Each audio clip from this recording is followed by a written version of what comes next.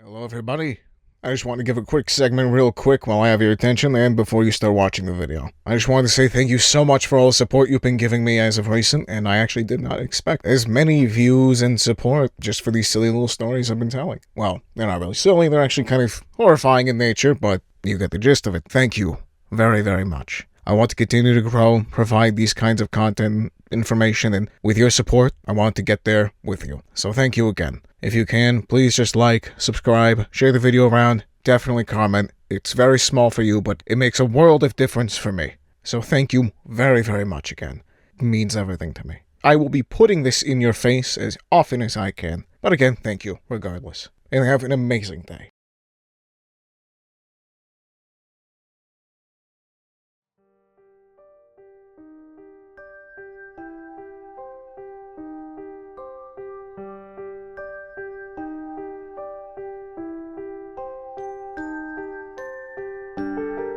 My wife, Iris, sat on the couch next to me, holding a bowl of popcorn in her thin hands.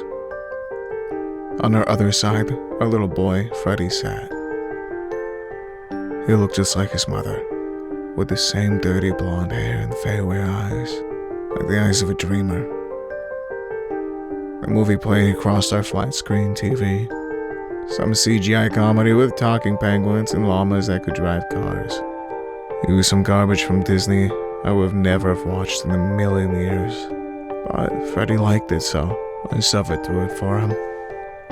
We turned off all the lights in the house for the movie. Only the TV's flickering colors illuminated the room, sending dancing shadows that flashed out behind us. Suddenly, outside the living room window, a bolt of lightning came down from the sky, splitting a tree in our front yard in two. Light flooded through the window as the flash of nuclear missile were ripping through across the town. A crash rang out as the tree split down the middle, its massive branches tumbling down to the lawn. I jumped as the ground shook. More lightning flashed nearby, hitting other houses and lawns on the street. Damn, there wasn't supposed to be any storms, I said in surprise.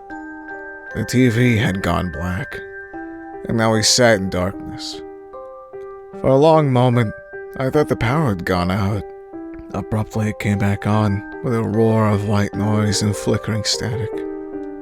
The volume seemed to be increasing by itself, growing into a rushing cacophony, like a waterfall. I saw Iris try to scream something, but I could only see her lips move. As suddenly as it all started, it stopped. The standard "Please Stand By" screen with a rainbow of blocky colors behind it appeared. It was a clanging, ringing sound that emanated from the speakers, high-pitched and whining like tinnitus. Then text started appearing across the screen. At the same time, a deep, serious voice spoke in the background, like a radio announcer reporting on the death of a president. This is the Demon Emergency Alert Broadcast System. The voice read grimly. This is not a test. Level 5 activity has been reported in your area. Do not go outside. Close all blinds, shutters, and windows. Lock all doors and close any attached garages. Do not open your doors except for military or police personnel with the proper insignia. Even if someone appears to be in distress, do not open your door to investigate or try to interfere in any way. A temporary quarantine is in effect in your area. Military and police assistance is on the way. To ensure the greatest chances of survival during this time of crisis, please abide by the following rules. Number 1. If blood begins to pour under your door, go to higher floor immediately. Avoid physical contact with the blood at all costs. Number 2. All legitimate military and police personnel will have a special insignia on their helmets and jackets, an eye contained in a double-thumbed fist. Only accompany them if they have this insignia, otherwise they are imposters. Number 3. Avoid mirrors for the duration of this emergency.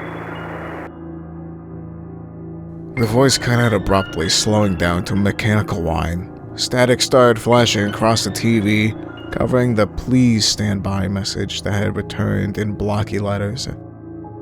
At that moment, the lights went out.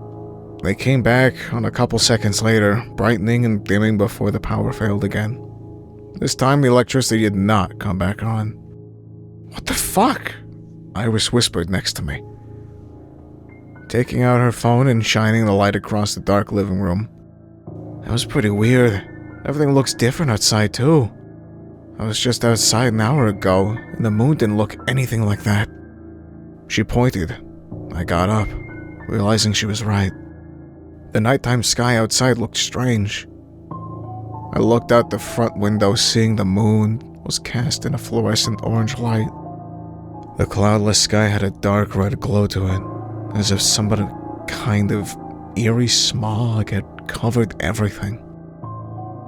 I had seen similar things happen after massive forest fires in the past. "What happened, Dad?" Freddie asked in a small voice. "Where's the movie?" "I think we lost power, little man," I said, ruffling his hair in a nonchalant manner. I didn't really believe in the emergency broadcast. After all, I figured some teenager had hacked the TV station and decided to play a prank, or perhaps some disgruntled employee had done it on his last day as a kind of fuck you to the station. I had heard similar things happening before, and it was somewhat strange how the power had gone out and the sky had changed, but I felt sure that it could be logically explained. Someone shrieked outside. I looked outside into the dark street, seeing the silhouette of someone running frantically down the middle of the street, zigzagging wildly. As the figure got closer, I realized it was a young woman. She looked like she was in her mid-20s. She wore a white shirt and khakis. Her clothes were soaked in streams of blood that made the fabric cling to her trembling body. I saw a vicious gash bitten into her left shoulder, a wound so deep that the white bone peeked out through the raging patches of flesh. "Help me," she wailed, her eyes wild and panicked. "Why won't anyone help me?" She staggered and fell forward, crying and bleeding all over the road. I was about to run outside and see what was wrong with the young woman when I saw another silhouette creeping up behind her. It looked like the body of a man, but something was wrong. As he drew closer, I caught a glimpse of the man's face through the dim light. The left side of it was rotted and decayed, while the right looked muscular and healthy. He wore a black suit and looked like a little more than tatters. Pieces of it fell off in ragged strips. I could see his left hand was also decomposing. Whatever kind of sickness it is, it seemed to extend to the whole left side of his body. The stiff, skeletal leg cracked as he dragged it behind him, silently drawing nearer to the young woman. The living side of his face split into an insane, rictus grin as he looked down at her. He carried a blood-stained axe that dragged on the pavement behind him with a harsh metallic groan.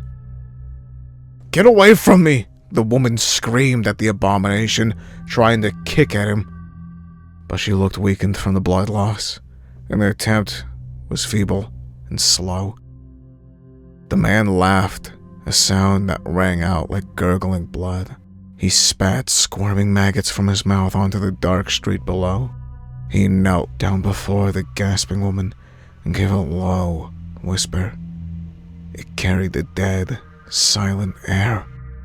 "Swarm," he murmured, wiping his dead, putrefying fingers off the streams of blood that spurted from his left shoulder. He stuck an inhumanly long pointed tongue out of his chattering lips and began to lick the blood off his hands. "Not enough. Not nearly enough." He stuck his bony, decaying fingers of his left hand into the wound and started peeling the jagged wound. Blood bubbled out in increasing quantities, covering her body in its wet sheen. The woman jerked her face, turning pale, bloodless. She tried to kick at him, but he only laughed again, gurgling like a man with a slit throat. In horror, I watched him raise his axe above his head. It stood there for a long moment, trembling and shaking in his hands like a guillotine blade. "Please, don't!" the woman pleaded as he grinned down at her. In a blur, he swung down the axe into her forehead. There was a wet crack of bone and ringing of metal. She sat there with her mouth open for what felt like a very long time. Then limply, she collapsed to the pavement. A dull thud echoed down the street as her skull smacked the pavement. Sickened, I closed the blinds of the window and turned away, realizing that Freddie and Iris had been standing right behind me that entire time, watching the horrific display. Freddie was crying quietly into his hands, while Iris looked pale, her green eyes wide and unbelieving. The woman exhaled one last time, a long, drawn-out death gasp. And then everything went silent. I felt sick and weak, staggering. I put my hand out against the wall. A wave of nausea rose up from my stomach. I ran towards the bathroom, shining a light from my cell phone to light the way. Iris started crying. I heard her frantically trying to dial 911 over and over again. "Damn it, nothing's working," she cried. I stumbled into the bathroom and slowly threw up all the popcorn and soda that consumed that night into the toilet. Covered in sweat, I started wiping my face with toilet paper. I pushed myself up, glancing into the mirror. A cadaverous version of myself stood there, a dead face showing horror and surprise just like my own. I saw the same high cheekbones, the same shaved head, while the mirror image, maggots, writhed and squirmed in the rancid flesh. I backpedaled into the wall, stuttering something incomprehensible. The reflected image did the same, his lipless mouth opening and closing with silent curses. He wore the same clothes as myself, a black t-shirt and blue jeans, but they were rotted, tattered, as if they had been dug out of a grave. "What the fuck?" I swore, raising my right hand experimentally. The mirror image did the same, matching every single movement perfectly. At that moment, Iris came running into the bathroom, her soft footsteps thudding gently against the marble floor. I jumped, turning to her. "There's someone outside the door," she whispered, her face pale. I glanced back at the reflection, seeing that the other version was no longer following my movements. "Watch out!" I cried, but it was too late. His skull-like face came forward in a blur. His arm shot out forward at Iris. The surface of the mirror swirled as if it were made out of water. When his pale flesh made contact with mine, the sharp point of his bone of his finger wrapped around Iris's neck, stunning and silent. I watched in horror as he started dragging her into the other world. "Stop him!" she screamed. "God, make him stop!" I ran forward, grabbing her legs as her head and chest were sucked through. There was a slight popping sound from her body entering the liquid-like surface. I tried to hold on to her with all my strength, but whatever abomination was on the other side was strong, stronger than me. His iron grip yanked her out of my hands. "Dad?" Freddie asked, slinking into my bathroom. His eyes were wide and wild. He looked around confused. "Where's Mom? Who's screaming?" I had to make a decision instantly. I knew I could either stay with my son or try to get my wife back. I knew I couldn't just leave Iris, though. I felt mentally torn. I looked between him and the mirror, my heart quivering with anxiety. "Freddie, go wait in the living room," I said. "Hide behind the couch. Don't answer the door or say anything to anyone, no matter what. I'll be right back." I wasn't sure if I would or not. Before I turned to the mirror, I patted his head. "Remember the rules they read us on the TV?" He nodded, but he was only a 7-year-old boy. How much did he really understand? Hell, how much did I even understand? I hadn't even followed the rules, and now Iris was kidnapped. I turned back to the mirror, seeing that I had no reflection now. There was no sign of Iris or the rotted corpse with my face. Slowly I walked forward, putting my trembling hand out towards its silvery surface. My fingers went through the mirror as if it were mere air, but I felt something freezing cold ripple around my skin. Pins and needles rushed up my arm. Taking a deep breath in, I pushed myself on top of the counter and I went all the way through. I fell forward onto the marble surface of the bathroom floor, putting my hands out to break the fall. As I glanced up, I realized how strange everything looked. The world here was in a constant motion, as if the fog-like void shimmered over the world. The floor's surface danced with the whirls of shadows. It felt as freezing cold as liquid nitrogen as it passed over my body. Shivering and hugging myself, I pushed myself up the floor. The walls and ceiling, too, rippled the same black currents. I glanced around, seeing a white bathtub filled to the brim with dark blood. It bubbled constantly as if someone were drowning under its surface. Bloody handprints, all sizes, smeared sides of the bathtub. The smell of copper grew strong, mixing with the strange smell that emanated from the shadows. Pungent, chemically odor, like ammonia. I passed by the mirror, seeing that here too I had no reflection. I felt like a vampire staring into the black emptiness. Feeling sick and disorientated, I stumbled forward, afraid to even breathe too loudly. I heard Iris crying and shrieking somewhere nearby. "No!" she wailed. Please, stop!"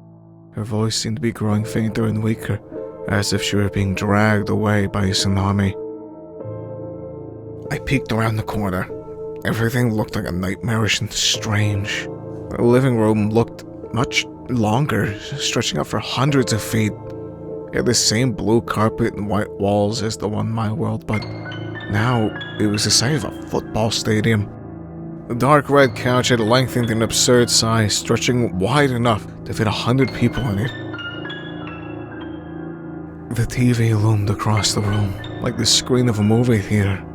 It flickered constantly, showing a cacophony of white noise and static that interspersed with horrible images. Naked corpses with their throats sliced from ear to ear. Burning bodies, people falling to their deaths, and burning buildings. But none of that was what made an involuntary gasp of horror arise from my throat. It was the enormous spiderweb spanning the length of the ceiling, fluttering softly in the breeze. It was a center symmetrical web. I saw Iris covered in silky thread up to her neck. She was hanging horizontally facing down, her body parallel to the floor. She struggled against the webbing that bound her like steel chains. Her eyes bulged from her head as she stared fixedly at the cadaver approaching her. Crawling upside down towards Iris was a monstrous image of myself I had seen in the mirror, but he had transformed to something spidery and eldritch. He skittered along with 4 arms and 4 legs now, the emancipated limbs poked out of his tattered rags of clothes, forked and elongated, the skin pale and covered in purple sores and deep gashes. Iris continued to plead and shriek in horror as it drew near. The creature's chattering fangs and blackened gums approached her neck. At the penultimate moment, Iris saw me, peeking around the corner of the bathroom. I stood there unsure of what to do. I thought of trying to scream out or to throw something at the creature, but what? We would both die, and then who would be left alive to protect Freddie? I didn't know what to do.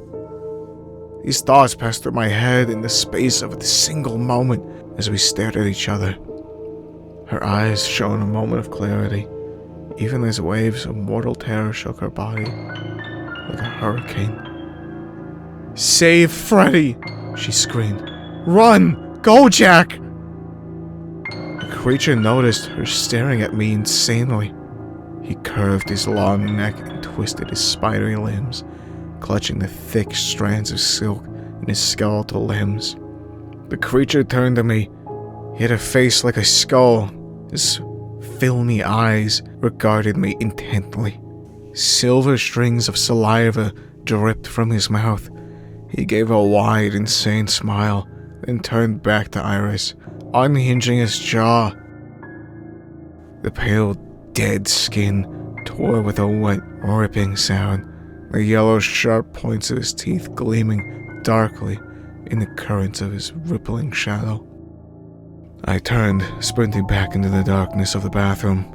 As the crunching of bone and shrieking of my wife followed me out, I had to repress the urge to vomit with all of the speed I could muster.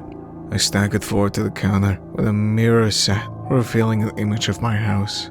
In the image that still lacked my reflection inside, Iris's pleas and screams rapidly weakened. I heard her choking and gasping. A few moments later, I heard a rapid skittering of my many legs approaching the bathroom. I started to pull myself up on the counter and escape this hellish mirror world. Something creaked in the doorway behind me. I glanced back in fright, seeing the abomination with the 8 limbs creeping up behind me. He stood only a few feet away from me now as my eyes met his white, dead ones. His cadaverous face split into a sickly grin.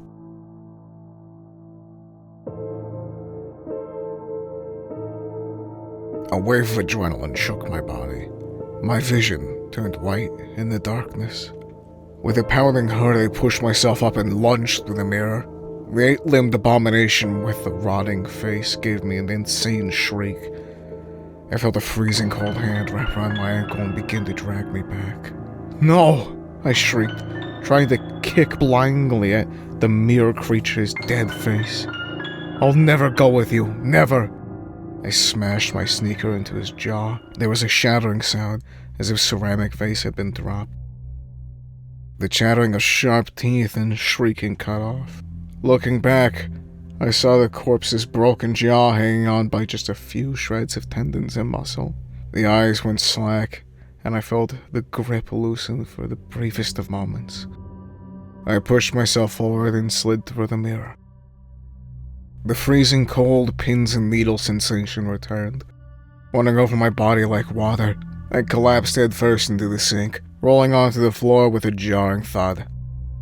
The shrieking of the 8-limbed corpse continued behind me. I saw him trying to force his elongated body through the mirror. The long arms with their sharp fingers reached through, swiping wildly at the air. Before I could escape, one of them came through and cut 4 deep gashes into my chest.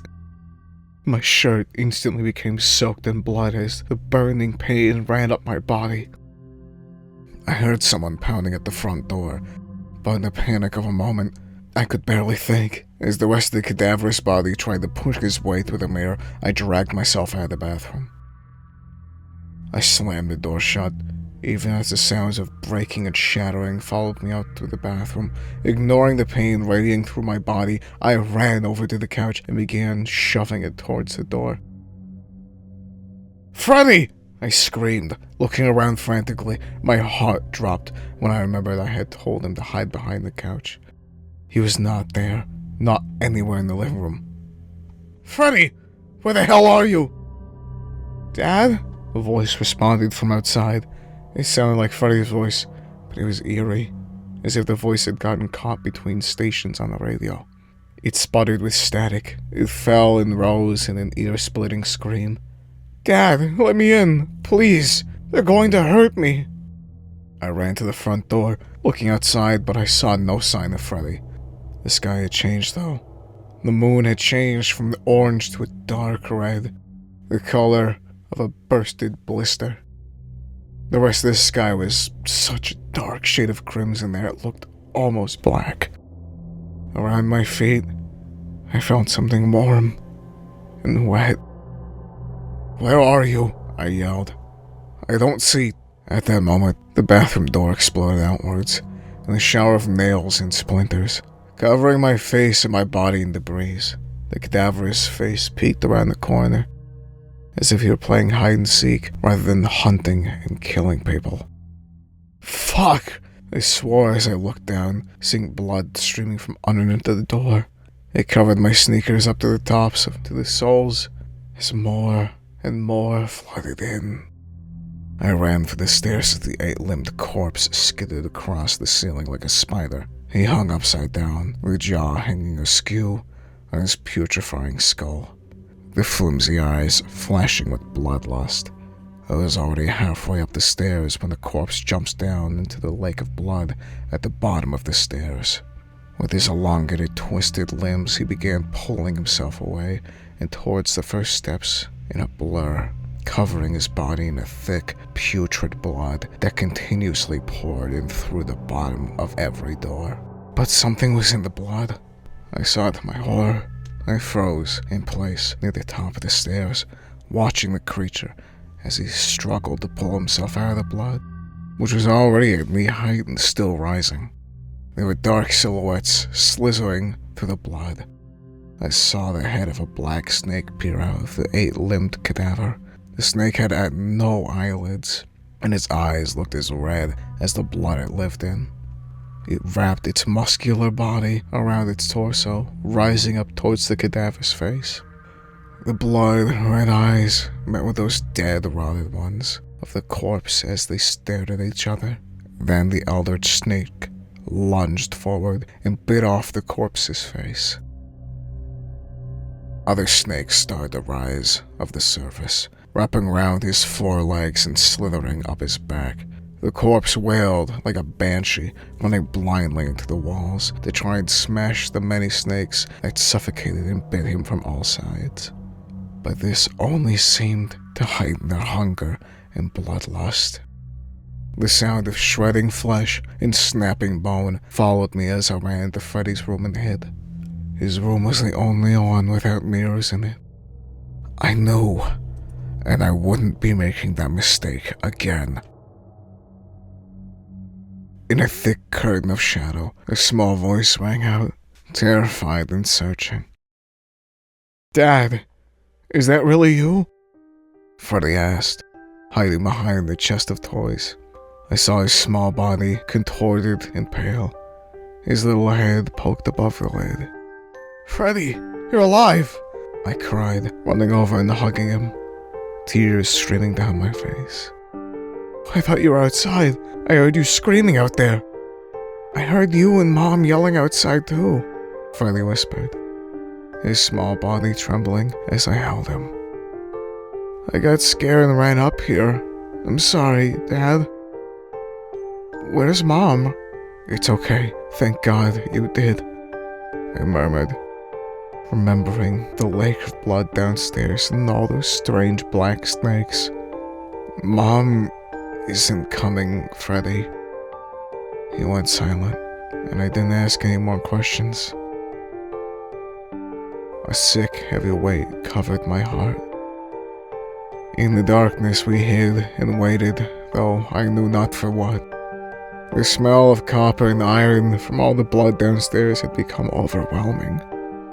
After a few minutes of this, I took my phone out and shone around experimentally. I saw a thin layer of blood streaming into the room, rising up the stairs like the waves of a tsunami. It covered the hallway's hardwood floor, a half-inch thick deep already and growing fast. Dark shapes slithered and writhed in it. Small waves pushed the lake of blood towards us, and within seconds, my shoes were submerged in it. "Dad?" Freddie asked in a panicked voice. "What's that? There's things inside of it." Without asking or thinking, I picked Freddie up and held him above my body. "We need to get to the attic," I whispered to him, sprinting through the rising pool of blood with my son in my arms. "Don't be afraid, Freddie. We'll make it." I had nearly reached the hallway where the pull-up cord to the attic stairs hung, and then something wrapped around my feet. I went flying forward, dropping Freddie in the pool of blood. He was submerged up to his waist instantly. His small body writhed in terror. "Help me! Help me!" he screamed, flailing his arms as the black snakes circled him like hungry sharks. The one wrapping around my legs continued slithering up my body. A rising sense of horror and panic filled me. At that moment, I knew I was doomed. I only hoped I would see Iris again. Then I noticed the spotlights turn on outside, filling the inside of the house with a radiance like the sun. All of the windows upstairs suddenly smashed inward. A spotlight shone through the nearest of them, illuminating me and Freddie in our frantic struggle against the snakes. Men in SWAT gear crawled through the shattered windows with their gas masks. Their faces looked like insects, with too many compound eyes. On their helmets and jackets, I saw a strange symbol, a double-fisted thumb holding a staring, lidless eye. Dozens of them streamed in, shooting the snakes that circled Freddie and me. As the one wrapping around its body slowly wound its way towards my face, one of the black-clad men came up behind it and shot it in the skull. The snake's body collapsed all around me, its muscles loosening in death. With relief washing over me, I ran to our saviors. "Get us out of here," I pleaded. "There's horrible things happening." The man nodded, his black military gear, his mask revealing nothing. "Follow me," he said dispassionately, starting towards the roof. "You two are the only survivors we've found so far. It's truly a miracle anyone's still alive." I can only agree silently. "This must be all over the news channels," I said. The masked man shook his head. "No one knows about this," he responded. "No one but you two and our group. The media won't say shit. They do what we tell them." I followed the men onto the roof. Helicopters crisscrossed the skies, illuminating the house and streets with many bright spotlights. As the helicopter slowly lowered itself to take Freddie and me away from this pit of nightmares, dropping a rope for us to ascend, I glanced around my town one last time. Many of the houses were destroyed or burning, sending thick clouds of black smoke into the blood-red sky. Men in full SWAT gear zoomed around the blood-flooded streets and boats, the whirring motors echoing like angry hornets. Turning away, I followed Freddie into the helicopter and never returned.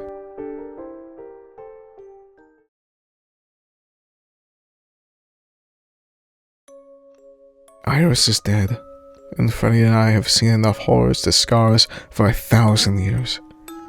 In my heart, I know it's my fault my wife died. I didn't follow the rules, and she paid the price. I will hear those dying, panicked screams until my final breath.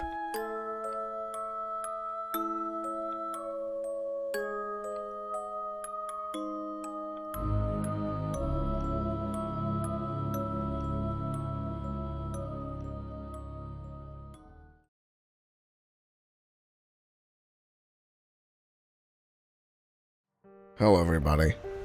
Pardon the background noise. It's very currently hot in my place, and I don't want to melt, so. But if you made it to this part of the video, I just want to say thank you for actually watching the entire thing. It means a lot to me, and I put a lot of time and effort into splicing the audio and making it sound nice and everything like that. I just wanted to say just thank you for the support. I do want to grow as a channel and keep making content like this, and your views and support and commenting and liking and subscribing is always something that strives me forward to make more and more content like this. My main plan right now is to focus on these stories and then maybe migrate out a little bit more onto both my other channels and specific content for this one. I'm thinking more or less SCP content in the future as well, but we'll see what happens when we get there. But thank you again for watching, and I hope you guys have a lovely day. Goodbye.